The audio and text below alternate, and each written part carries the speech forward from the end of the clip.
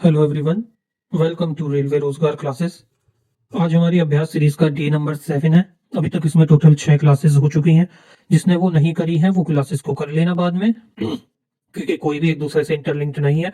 इसमें हम RPF SI के जो भी दिसंबर में हुआ था उसके 2024 वाले क्वेश्चनों को कर रहे हैं। 25-25 क्वेश्चन करके एक एक शिफ्ट में 50 क्वेश्चन आते थे, उसको हम 2 शिफ्ट में 2 बार में हम पूरा कर लेते हैं अपना। ठीक, चलो शुरू करते हैं आज की क्लास को। सबसे पहले आज देख लेंगे, हमारे एक कोट देखते हैं। ये बहुत बढ़िया कोट लगा मेरे को तो मैंने इसमें डाल दिया। सफलता उसी व्यक्ति को मिलती है जिसका स्वयं की इंद्रियों पर बस होता है या कंट्रोल होता है। जो भी व्यक्ति जो सफल होता है जीवन में वो तभी होता है जब उसका अपने ऊपर सेल्फ कंट्रोल रहता है। ये नहीं है कि अभी पढ़ना है, तुम्हारा जो मेन काम है अभी तुम्हें पढ़ना है, तुम्हें अपने प्रैक्टिस सेट करने हैं, मॉक लगाने हैं, और तुम्हारा मन कर रहा है कि चलो ये सब छोड़ो, ये बोरिंग काम है, थोड़ी देर रील देख लेते हैं, तो तुम रील देखने में लग जा रहे हो। नहीं, वो काम वैसे नहीं चलेगा। अगर ऐसे ही करना है तो तुम्हारा सिलेक्शन नहीं होगा। फिर तुम्हारा बाद में जो है एक बहाने बनाओगे, जो मैं बताता हूँ कौन से। एग्जाम टफ आ गया, बच्चे बहुत थे, भीड़ बहुत थी, कट ऑफ हाई चली गई, सरकार की गलती है, हमारा तो रिजर्वेशन नहीं है, ये सारी बवाल चीजों को छोड़ के ध्यान लगा के पढ़ाई कर लो। सीरीज हो रही है उसको पूरा करो, उसके नोट्स बनाओ और अपने क्वेश्चनों को करो सारे सब्जेक्ट में। ऐसे मॉक टेस्ट लगाओ और पेपर में अच्छे देखो तुम आएंगे। जोर जोर से बोल के लोगों को स्कीमें बता दे। चलो पहला क्वेश्चन शुरू करते हैं। निम्नलिखित में से कौन सा पर्वतीय दर्रा उत्तराखंड में नहीं है? लिम्पिया दर्रा, लूवा दर्रा, लिपुलेख दर्रा या नाथुला दर्रा? तो इसका सही आंसर हो जाएगा हमारा नाथुला दर्रा, क्योंकि नाथुला दर्रा जो है ये हमारा पड़ता है जोंगकिया रेंज में, जो कि पड़ती है सिक्किम के अंदर। कहाँ पे? सिक्किम के अंदर पड़ती है। बाकी जो ये दर्रा नहीं दर्रा होगा, जो लिम्पिया दर्रा है ये हमारा 5553 मीटर का है टोटल। और ये कहाँ पे है? ये हमारा कुल्ली वैली में, कुल्ली वैली में पड़ता है। ऐसे ही जो ये लवा है, लवा दर्रा, ये 5564 मीटर का है और ये हमारा पड़ता है धौली धौली DHAULI धौली ई वैली में।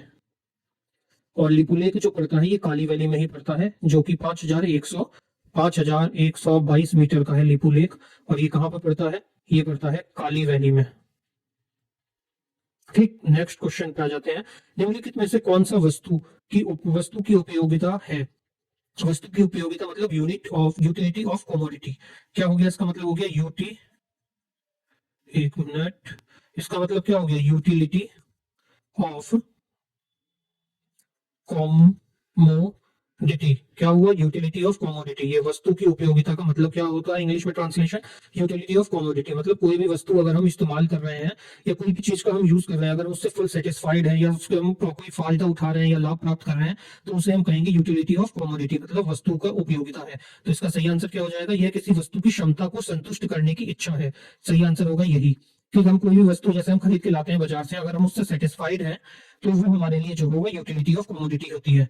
जैसे कोई चाइनीज माल देख लो, वो लाते हैं कुछ दिन में खराब हो जाता है, तो वो हमारे यूटिलिटी ऑफ कमोडिटी नहीं होएगा। वो चीज जो कि हमें लॉन्ग टर्म तक संतुष्टि दे या लाभ प्राप्त कराती है, जो भी हम लाते हैं उपभोक्ता है, जैसे हम लोग उपभोक्ता है, हम लाते हैं भोगने के लिए उस चीज को। ठीक, तो वही चीज अगर हमारा फायदा करा रही है, हमें लाभ पहुंचा रही है, तो वो उसके अंदर आ जाएगी। ये सिंपल सा इकोनॉमिक्स का क्वेश्चन आया है। थर्ड क्वेश्चन आता है, एक न्यूमेरिकल है, बहुत ही इजी सा। एक लेंस है जिसकी जो पावर, लेंस की जो पावर होती है वो डियोप्टर होती है। ये डी जो है ये डियोप्टर को रिप्रेजेंट करता है। ये माइनस के 2.5 है। माइनस के कितना है? 2.5। ये नहीं होगा -25 नहीं बोलते। पॉइंट के बाद जो होता है उनको डिजिट में अलग अलग बोला जाता है, एक साथ नहीं बोला जाता, कंबाइन करके। What is the nature and the focal length of this lens? क्या नेचर होगा और फोकल लेंथ कितनी होगी इस लेंस की? तो इसके लिए एक छोटा सा काम करेंगे, स्लाइड लेंगे। ये आ गया हमारा। सबसे पहले देखते हैं फोकल लेंथ। ये जो होता है इसका फॉर्मूला होता है 1/r। 1/r इसका जो है फॉर्मूला होता है। इसमें हमें क्या दिया? 2.5 है माइनस का, वो माइनस का साइन ऊपर लगा देंगे नीचे वाले से हटा के, और ये पॉइंट हटाएंगे, ऊपर 2 जीरो आ जाएंगे, तो 25 एकम 25, 25 चौके 100। और ये माइनस का जो साइन चल रहा है साथ में वो आगे कैरी फॉरवर्ड होगा, और ये इसका आंसर हो जाएगा -4 मीटर। ये -4 मीटर कौन सा होगा? ये होगा हमारा कॉनकेव लेंस। कौन सा होगा? Concave lens. अगला क्वेश्चन आ जाता है हमारा। ये है, भारतीय वायुसेना और सेना ने संयुक्त रूप से वायु प्रहार अभ्यास निम्नलिखित में से किस थिएटर कमांड में आयोजित किया है? कौन से थिएटर कमांड में जो है वायुसेना ने और भारतीय सेना ने, जो आर्मी है और एयरफोर्स है, इन्होंने एक संयुक्त प्रहार अभ्यास किया है, वायु प्रहार अभ्यास किया है। कहाँ पे ये किया गया है? सॉरी, ईस्टर्न थिएटर में, मतलब कि उत्तरी और पूर्वी में, पूर्वी उत्तर नहीं, पूर्वी थिएटर में, ईस्टर्न थिएटर में। कहाँ पे किया गया है? ये किया गया है हमारा ईस्टर्न थिएटर में।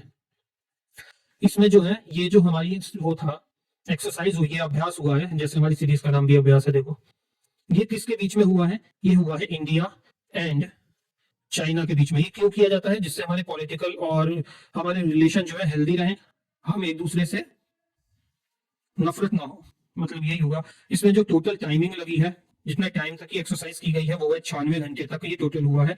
और युद्ध अभ्यास कहाँ पे हुआ है? एलएसी में हुआ है। एलएसी की फुल फॉर्म हो जाएगी line of actual control, line of actual control.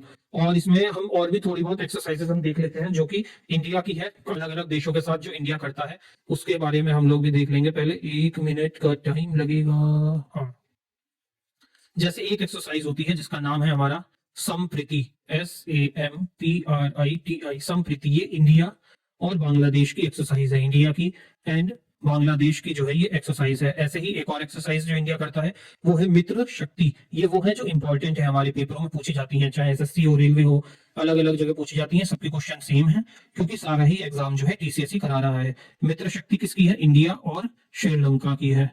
मित्र शक्ति इंडिया श्रीलंका की। इससे ही थर्ड आती है स्लिनेक्स, SLINEX। स्लिनेक्स जो है इंडिया और श्रीलंका की है। ये भी एक बार लिख लो, फिर इसे याद करेंगे। इसके बाद आती है मैत्री। मैत्री जो है इंडिया एंड थाईलैंड की है। कहाँ की है? इंडिया और थाईलैंड की है। 5th नंबर पे आ जाती है हमारी वज्र प्रहार। वज्र प्रहार, वज्र प्रहार कहाँ की है? इंडिया और यूएसए की है वज्र प्रहार। ऐसे ही एक है हमारी युद्ध अभ्यास। युद्ध अभ्यास कहाँ की है? ये इंडिया और यूएसए की है। वज्र प्रहार, युद्ध अभ्यास, ये दोनों कहाँ की हैं? इन दो भी देशों के बीच में होती हैं। ये यूएसए और इंडिया के बीच में होती हैं। एक पेज और लेके युद्ध अभ्यास हो गया हमारा। युद्ध अभ्यास के बाद आता है एक होती है कोप ऑफ इंडिया। 7th लिखेंगे हम, cope of India. Cope of India किस किस के बीच में होती है? ये भी इंडिया एंड यूएस के बीच में है। 8th लिख लेंगे हम नोमैडिक एलिफेंट। नोमैडिक एलिफेंट ये किसके बीच में है? ये इंडिया एंड मंगोलिया के बीच में होती है। 9th नंबर पे आ जाती है हमारी गरुड़ शक्ति। गरुड़ शक्ति किसके बीच में है? इंडिया और इंडोनेशिया की है। इंडिया और इंडोनेशिया के बीच में गरुड़ शक्ति होती है। ऐसे ही है जाइमैक्स। जाइमैक्स किस किस के बीच में है? इंडिया एंड जापान के बीच में होती है जाइमैक्स। तो हमारा 11th नंबर पे एक आ जाएगी हमारी सूर्य किरण। ये हमारी पड़ोस के देश जिससे हमारे अच्छे रिलेशन भी हैं, इंडिया और नेपाल के बीच में होती है। अब एक बार देख लो,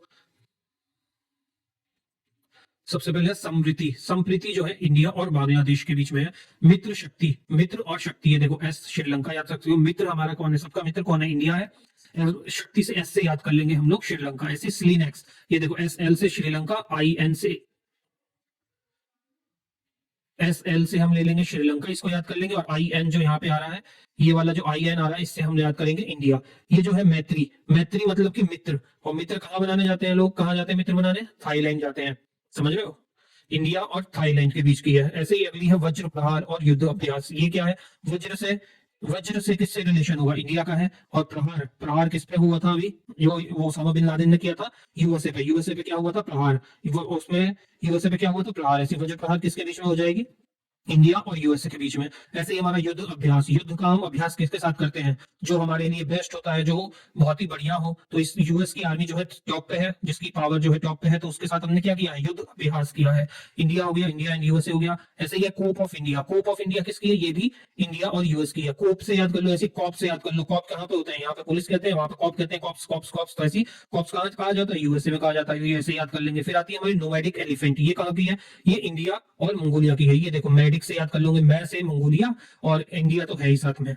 गरुड़ शक्ति कहाँ पे की है, ये भी कहाँ है, इंडोनेशिया। इंडोनेशिया जाने के लिए क्या चाहिए होता है, हवाई जहाज चाहिए होता है। हवाई जहाज को क्या गया होगा, सबसे पुराना हवाई जहाज कौन था, गरुड़ जी थे। वैसे याद कर लेंगे, गरुड़ शक्ति इंडिया और इंडोनेशिया की। ऐसी एक है जिमैक्स। जिमैक्स में जे से क्या हो जाएगा, जापान, और आई से हो जाएगा इंडिया। इंडिया और जापान के बीच। सूर्य किरण, ये कैसे याद करेंगे, ये इंडिया है और नेपाल के बीच में है। सूर्य कहाँ का है, सूर्य और किरण जो है, सूर्य जो है इंडिया का है, किरण जो है ये नेपाल की है। ऐसे याद कर लो, सूर्य किरण इंडिया नेपाल।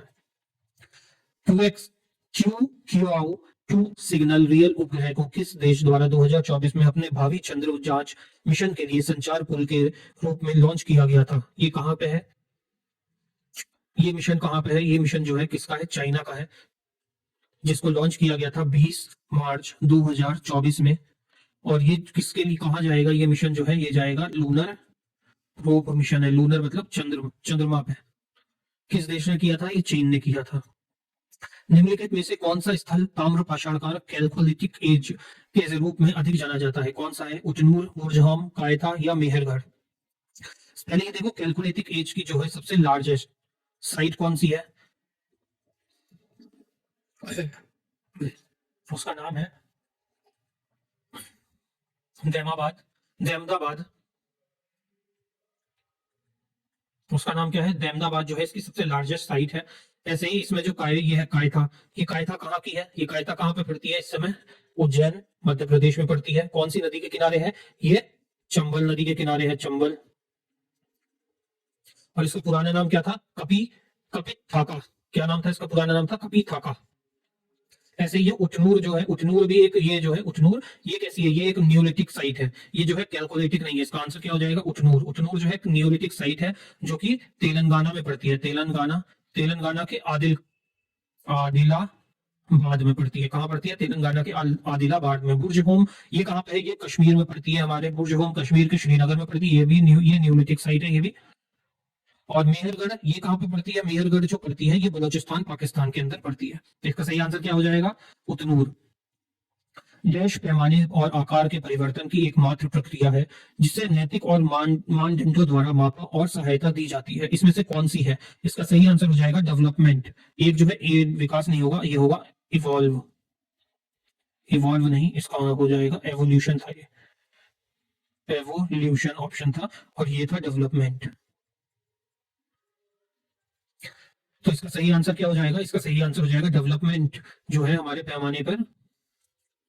पैमाने और आकार के परिवर्तन की एकमात्र प्रक्रिया है जिसे नैतिक और मानदंडों द्वारा मापा या सहायता दी जाती है। दिल्ली सल्तनत काल में राजधानी को लाहौर से दिल्ली वापस कौन लाया था, दिल्ली सल्तनत काल में राजधानी को जो है शिफ्ट किसने किया था, लाहौर से दिल्ली। पहले राजधानी लाहौर हुआ करती थी, उसे बाद में चेंज कर दिया गया था दिल्ली में। कौन था वो, किसने किया था, तो इसका सही आंसर हो जाएगा, इसका आंसर हो जाएगा सही, जो कि था एक आदमी जिसका नाम था इल्तुतमिश, जिसे क्या कहा जाता है, गुलामों का गुलाम। किसने किया था, इल्तुतमिश ने किया था। उसे क्या कहा जाता था, गुलामों का गुलाम कहा जाता था।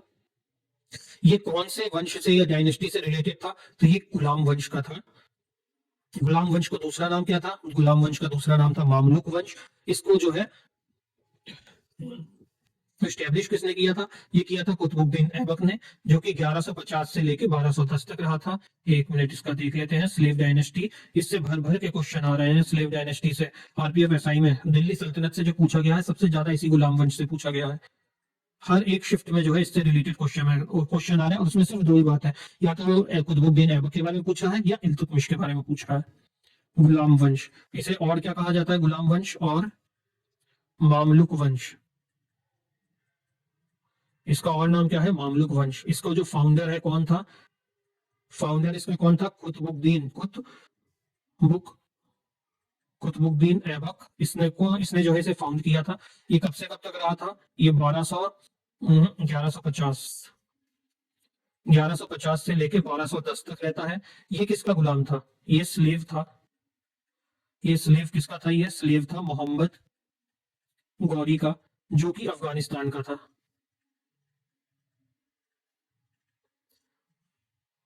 कहाँ का था, अफगानिस्तान का था। और जो ऐबक का स्लेव था, ये ऐबक किसका स्लेव था, मोहम्मद गौरी का। और ऐबक का स्लेव कौन था, ऐबक के स्लेव का नाम था इल्तुतमिश। ऐबक के स्लेव का क्या नाम था, इल्तुतमिश। से इसीलिए इसको जो है गुलामों का गुलाम कहा जाता है। मतलब ऐबक तो कोई गुलाम था और ऐबक का भी एक गुलाम था। देख लो पूरी 3 आदमी जोड़ो, लावा सबके निकलेंगे वाले चेनिंग चल रही है बिल्कुल। इल्तुतमिश कब से रहता है? ये आता है 1210 से लेके 1236 तक। 1210 से लेके 1236 तक रहता है ये। इसके बाद इसका जो इसकी बेटी आती है 1236 से 40 तक रहती है, जिसका नाम होता है रजिया सुल्तान। उस समय ये जो इकलौती ऐसी महिला थी जिसने जो दिल्ली सल्तनत में जिसने राज किया था।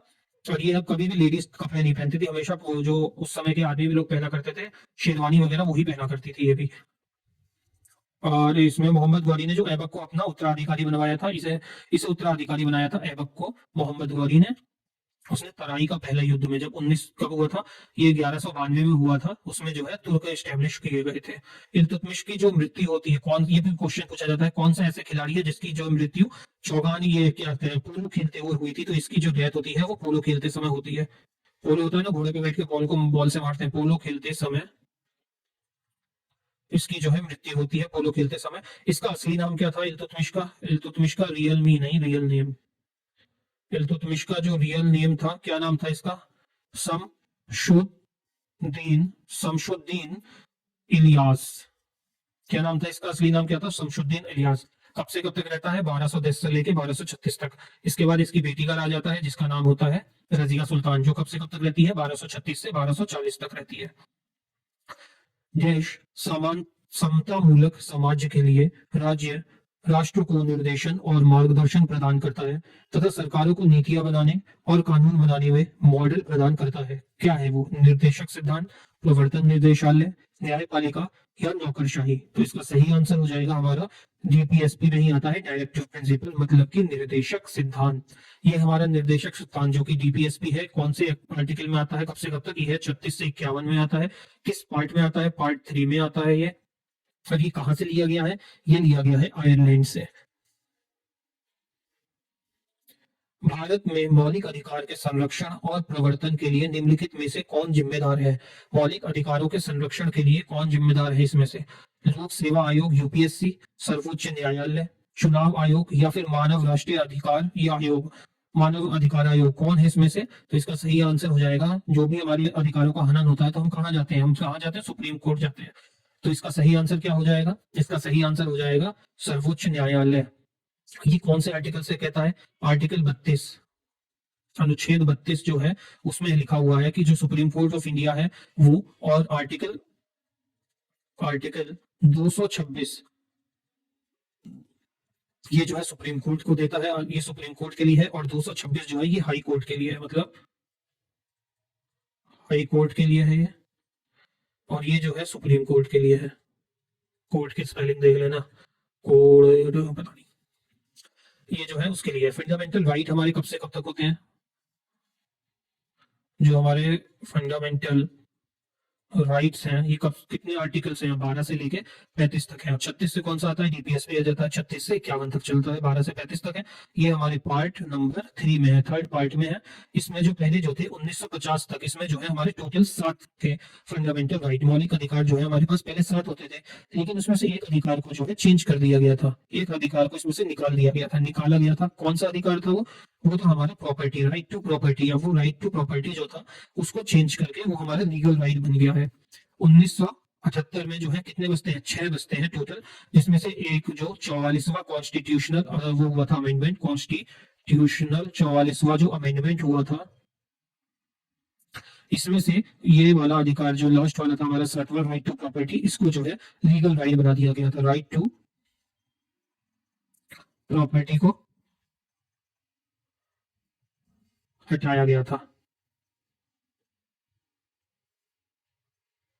राइट टू प्रॉपर्टी को हटाया गया था, और इसको जो है किसके अंदर डाल दिया गया था? लीगल राइट्स की श्रेणी में डाल दिया गया था।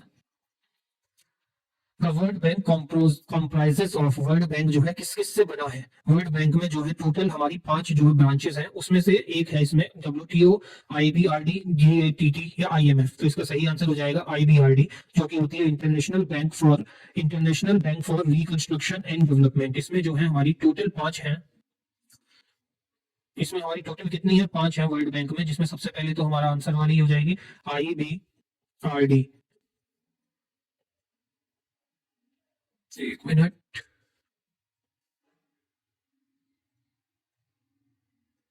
सबसे पहले हो जाएगी हमारी IBRD। IBRD की फुल फॉर्म क्या है?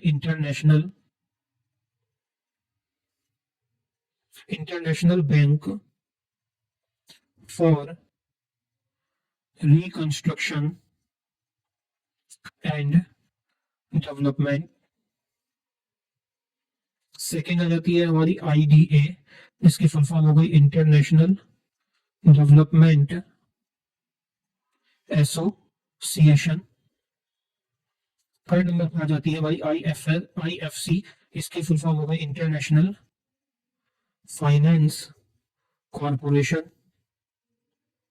फोर्थ आ जाती है हमारी MIGA। कौन सी आ जाती है फोर्थ? MIGA जो है, जिसका नाम है multilateral guarantee agency, multilateral guarantee agency. और लास्ट हमारी आ जाती है ICSID, ये जो है ये है इंटरनेशनल सेंटर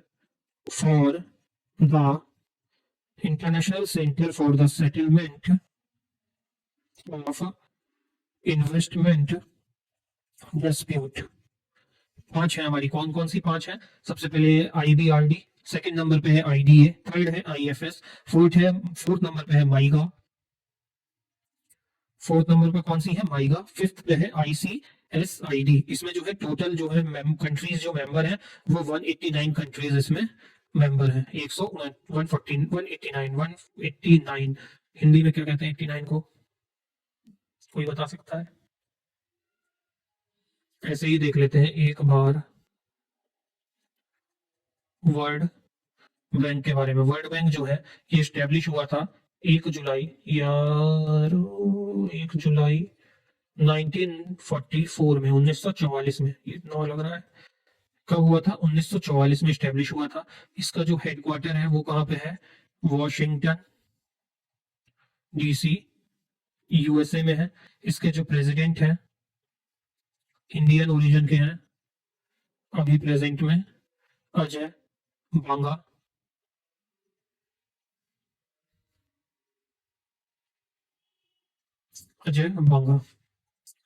प्रौद्योगिकी की उन्नति ने भारत में रोजगारों के रुझान को कैसे प्रभावित किया है? तकनीकी उन्नति का रोजगार को रुझान, जो प्रौद्योगिक उन्नति ने, वो मतलब कि आर्टिफिशियल इंटेलिजेंस के बारे में बात कर रहा है। इसने जो है विशेष रूप से IT और सेवा क्षेत्रों में नए रोजगार को के अवसरों को पैदा किया है, जबकि पारंपरिक नौकरियों को भी विस्थापित किया है। सॉरी, इसका सही आंसर क्या हो जाएगा? नई जॉब्स को जो है क्रिएट किया गया है। भारत में खरीफ मौसम निम्नलिखित में से किस फसल की खेती से जुड़ा है? सबसे पहले ये देख लेंगे खरीफ क्रॉप होती क्या है, तभी तो बता पाएंगे कौन से जुड़ा है। खरीफ क्रॉप जो होती है ये मॉनसून सीजन की क्रॉप होती है। खरीफ क्रॉप्स जो है ये हमारी मॉनसूनल, इसको क्या कहा जाता है? दूसरा नाम इसका है मॉनसून सीजन क्रॉप्स।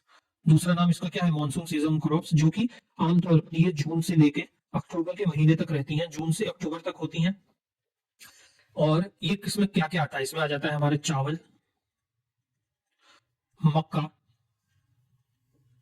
कपास, बाजरा,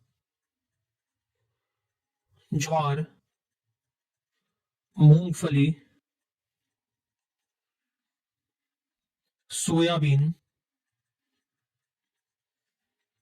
गन्ना, और दालों में उड़द और अरहर की दाल। तो इसमें कौन कितनी है? ये है सब। और इसका सही आंसर देखो क्या हो जाएगा, कौन सा है? जौ, चना, गेहूं या चावल? तो इसका सही आंसर हो जाएगा चावल। ये है ना चावल। किस संशोधन ने शिक्षा के अधिकार को मौलिक अधिकार बनाया था? कौन सा संविधान का संशोधन था जिसने जो है शिक्षा के अधिकार को हमारा मौलिक अधिकार बनाया था? 90, 75, 92 या 86वां संविधान संशोधन? तो इसका सही आंसर होगा हमारा 86वां संविधान संशोधन, जो कि 2002 में हुआ था। इससे एक नया आर्टिकल जो 21A है, right to education for children, बच्चों के लिए शिक्षा का, उसकी शुरुआत हुई थी। इसमें जो है 6 वर्ष से लेकर 14 साल के बच्चों तक को शिक्षा अनिवार्य करी गई थी। इसमें ये मौलिक अधिकार जो है उसमें संशोधन में हुआ था। कौन से संशोधन से? 86वें संशोधन से। भारतीय क्रिकेटर विराट कोहली ने नवंबर 2023 में किस देश के खिलाफ 49वें शतक लगाकर सचिन तेंदुलकर कैसे बोल रहा है, लगाकर सचिन तेंदुलकर के सर्वाधिक वनडे शतकों के रिकॉर्ड की बराबरी करी है। कौन से मैच में था ये? जो है 2023 में नवंबर की बात हो रही है, जब हमारे वर्ल्ड कप चल रहा था। वर्ल्ड कप से याद आया कुछ? If you know you know. नवंबर के महीने में वर्ल्ड कप था हमारा, उसी में लगाया गया था। किसके खिलाफ लगाया गया था? ये लगाया गया था दक्षिण अफ्रीका के खिलाफ 5 नवंबर 2023 को। कोहली ने लगाया था शतक 49th। भारत सऊदी अरब संयुक्त सैन्य अभ्यास सदा तंसिक का उद्घाटन संस्करण 2024 में कहाँ आयोजित किया गया? महाजन राजस्थान, सूरतगढ़ राजस्थान, जयपुर राजस्थान या जैसलमेर? इसका सही आंसर हो जाएगा महाजन राजस्थान। महाजन राजस्थान में जो है ज्वाइंट मिलिट्री एक्सरसाइज हुई थी 29 जनवरी से लेके 10 फरवरी तक हुई थी ये एक्सरसाइज, जिसका नाम क्या था? सदा तांसिक। क्या नाम था इसका? सदा तांसिक। निम्नलिखित में से किस वर्ष नागरिकता के अधिनियम 1955 में संशोधन करके भारत की विदेशी नागरिकता योजना शुरू की गई थी? कौन से वर्ष में किया गया था इसका? 2009, 2004, 2005 या 2001? ये किया गया था हमारा सन 2005 के अंदर, जो है इसकी जो संशोधन करके भारत में विदेशी नागरिकता की योजना को शुरू किया गया था। इसकी शुरुआत जो होती है सबसे पहले 2006 में हैदराबाद में होती है। 2006 में हैदराबाद में हुई थी, जिसमें प्रवासी भारतीय दिवस के सम्मेलन के दौरान इसको किया गया था। कब किया गया था? प्रवासीय दिवस सम्मेलन के दौरान किया गया था। सिटीजनशिप किसके अंदर आता है? सिटीजनशिप जो है हमारा, उसमें कितने आर्टिकल आते हैं? आर्टिकल 5 से लेके आर्टिकल 11 तक हमारे सिटीजनशिप के अंदर आ जाता है।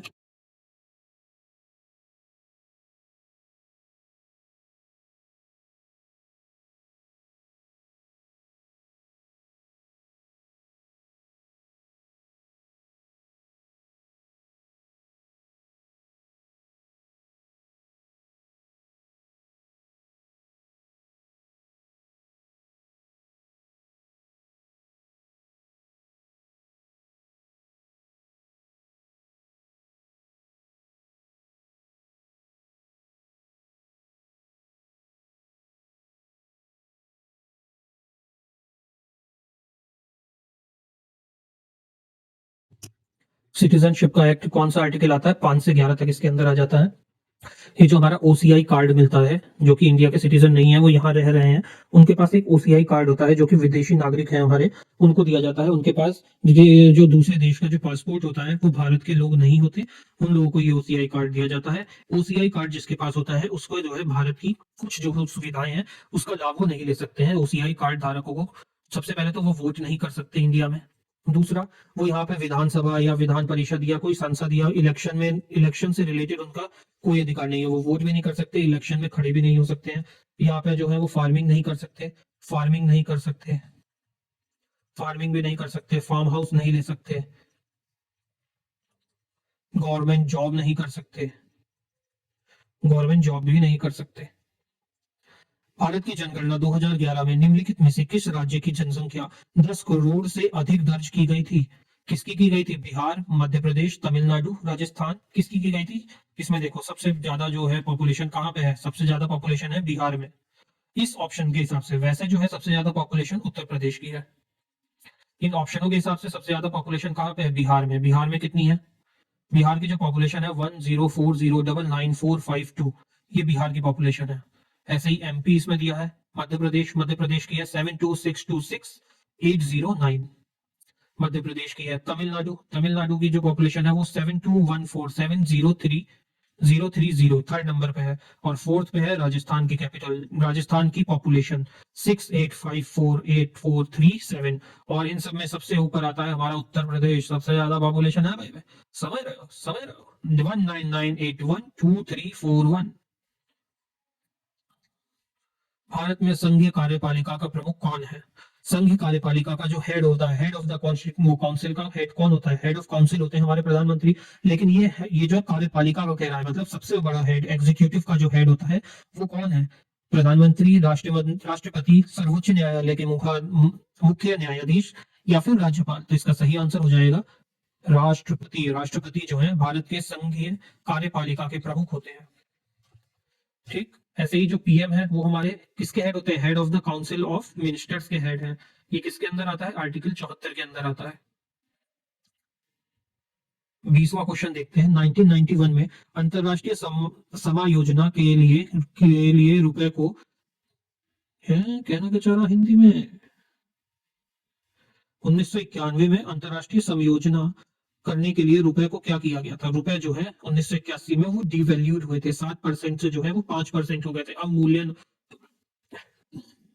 उसका जो है अवमूल्यन हुआ था। निम्नलिखित में से कौन सा लोक संगीत का एक रूप है।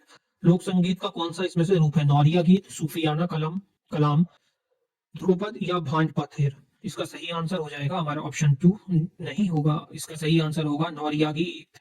ऑप्शन 2 नहीं होगा। नौरिया गीत कहाँ का है। नौरिया गीत हमारा जो है असम का है। असमीज लोगों के द्वारा होता है वहां पे।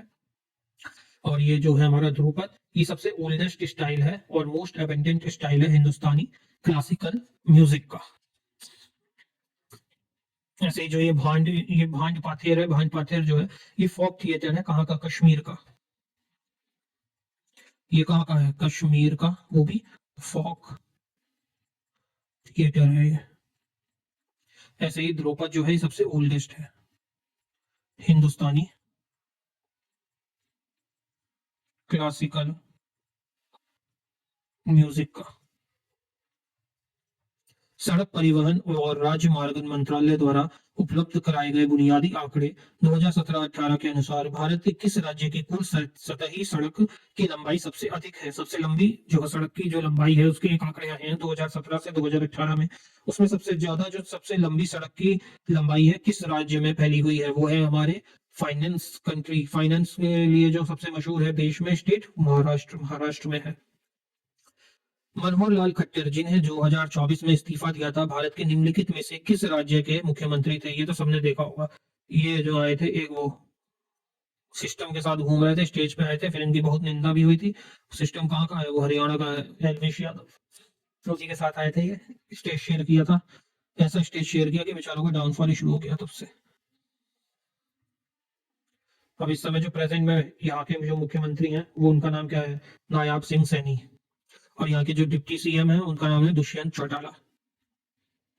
उस वैज्ञानिक का नाम बताइए जिसने 1960 के दशक में जीवित कोशिकाओं में आनुवांशिक कोड को समझने की प्रक्रिया जो है विकसित की थी। इसमें से कौन था। William Johannsen, Archibald Garrod, Tschermak, Marshall Nirenberg. इसका सही आंसर हो जाएगा कौन सा है। 1960 के दशक में एक जीवित कोशिकाओं में आनुवांशिक कोड को समझाने की प्रक्रिया विकसित करने वाले मार्शल निरेनबर्ग। आखिरी क्वेश्चन आ जाता है हमारा। कथा सरित सागर देश में रचित कहानियों का संग्रह है। कथा सरित सागर किस भाषा में रचित कहानियों का संग्रह है। ये है जो हमारी संस्कृत भाषा का जो है संग्रह है। संस्कृत भाषा एक हमारा लेक्चर हमने किया था गुप्ता पीरियड का, जिसका तुम्हें लिंक अभी क्लास के लास्ट में दिखेगा। अभी यहाँ पे वीडियो टैप करके देखना। वो वहां की क्या थी, कोर्ट लैंग्वेज थी। कोर्ट की लैंग्वेज थी कहाँ पे, गुप्त काल में। ठीक, ये हमारे आज के 25 क्वेश्चन पूरे हो गए। अब जो बचे हुए 25 क्वेश्चन है वो हम नेक्स्ट क्लास में देखेंगे। 2 दिन की हमारी ये चौथी शिफ्ट जो है ये पूरी हो जाएगी। मिलते हैं नेक्स्ट क्लास में, तब तक के लिए अक्षय कुमार को बुलाते हैं। अक्षय कुमार क्या बोलेगा, देखते हैं बोलता है कि नहीं। Thanks, love you forever.